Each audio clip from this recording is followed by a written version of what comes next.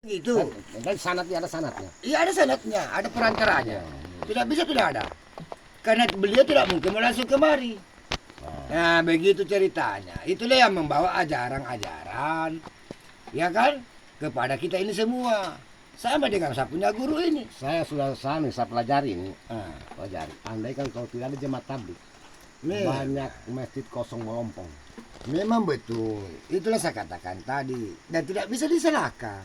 Karena kenapa? Terbukti di kampung saya dulu waktu saya masih 20 tahun lalu, mana orang sholat itu? Memang betul. Tapi kau tidak tahu bila sholatnya di rumah. Kan begitu. Wajibnya kita Ada orang sholat di rumah. tidak ada. Mana kamu tahu? Sekarang begini, saya mau menjelaskan tadi. Iya, masalah sholat di rumah. Kenapa dulu sholat di rumah itu orang, sedangkan sekarang ini kenapa orang tidak mau sholat? Ada dua saja. Dua faktornya. Lain dari situ tidak ada. Pertama, faktor kemalasan. Kedua, faktor kebodohan. Tunggu dulu saya tanya. Di kampungmu ini ada berapa kakak? Apa? Berapa manusia di kampung? Tidak, maksud Tidak saya. kan kau katakan tadi tidak ada yang sholat di rumah. Tidak, waktu dulu kalau tidak jamaah dulu itu. Iya, karena waktu tidak ada jamaah. Survei saya sendiri sudah tamat SMA saya, doa iftitah saya tidak tahu. Ini Dulu. Tidak kita bahas tentang masalah Apalagi kepribadian. orang-orang awam ini. Tidak kita bahas tentang kepribadian Ustaz. Yang kita bahas ini saya mau tanya berapa kakak di waktu dulu itu kamu punya kampung.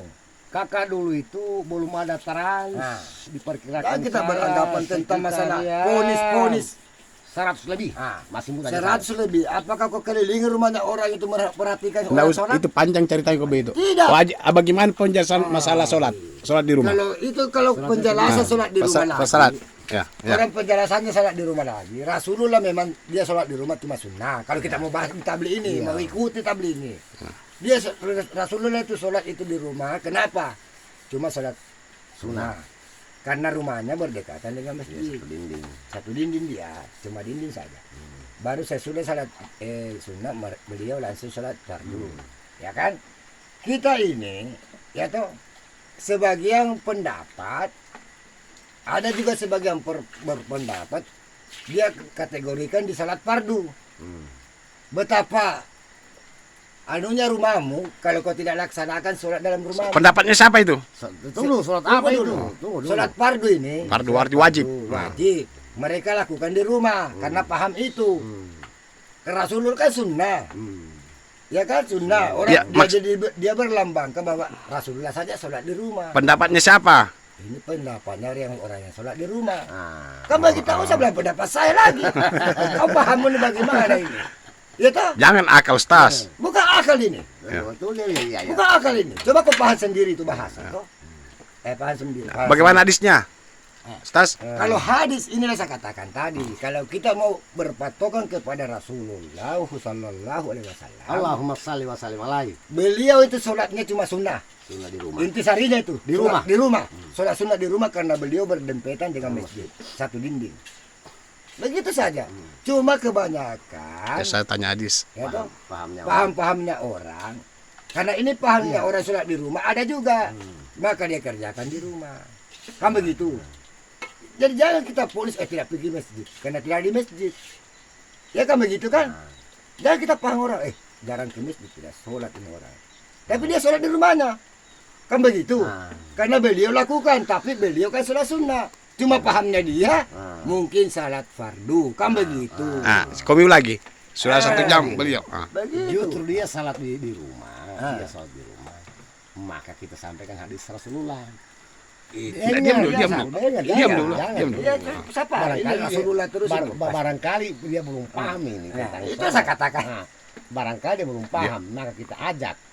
Berarti sholat berjamaah di masjid begini pahalanya.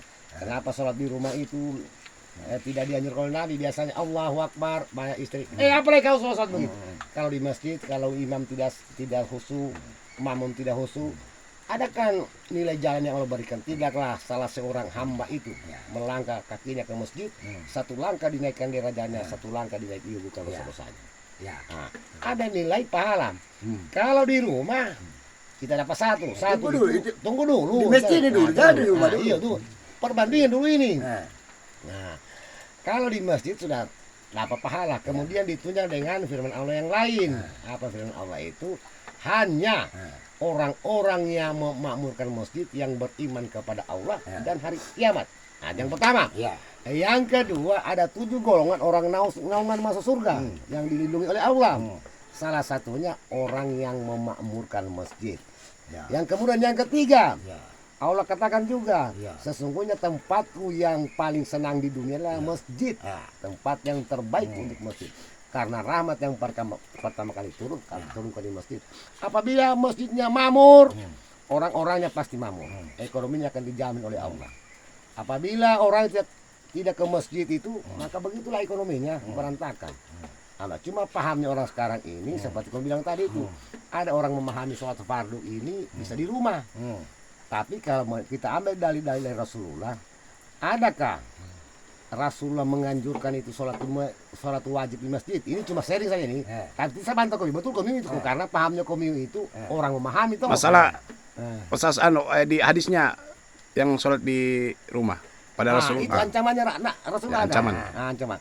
Rasulullah berkeinginan, tapi hukum membakar, akan mengumpulkan kayu bakar, hendak membakar rumahnya orang-orang yang sholat itu. Nah, itu pertama. Yang kedua, hanya orang-orang munafik saja yang sudah mendengarkan panggilan azan tidak mendatangi masjid. Karena banyak sekali ancamannya. Ya.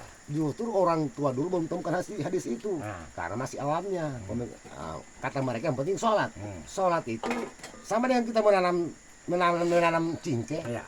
Menanam cingkeh harus di tanah, jangan tanam di udara, atau tanam di kayu. Ya. Nah, begitu juga. Kalau mau dapat pahala banyak, pilih masjid. Tunggu dulu. Tapi sholat wajib. Nah, tunggu dulu, saya tanya lagi.